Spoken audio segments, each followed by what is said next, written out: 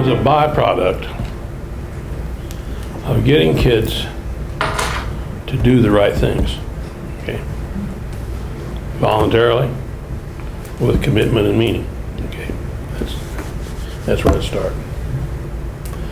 So, obviously, you have to figure out what different kids want to do, and then design the work in such a way as they get their motives satisfied. And if they get their motives satisfied, they will do what needs to be done. For example, kids need some protection from consequences of failure.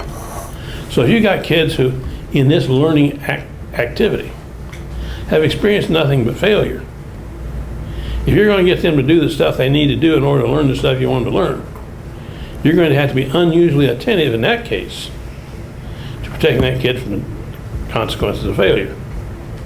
I mean, negative consequences.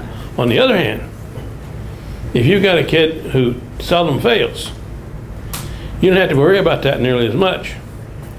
But they're probably going to need some sense of affirmation that they responded to a challenge.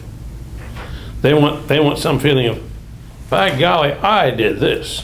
Okay, that may be, may not be.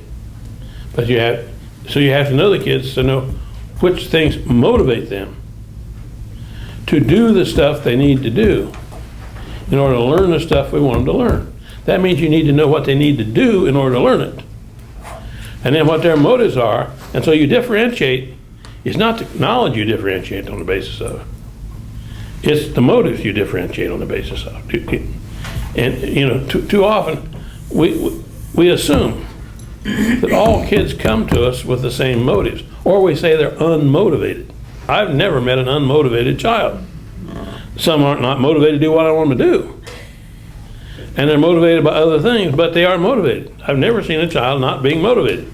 The real question is finding out what their motives are, and then designing work that appeals to those motives. You know, and I've tried to list 10 things, 10 areas that provide you with a heuristic device that allows you to think about ways of categorizing student motives. They'll kind of fall within this big range. And so you differentiate based upon kids' motives at a particular point in time.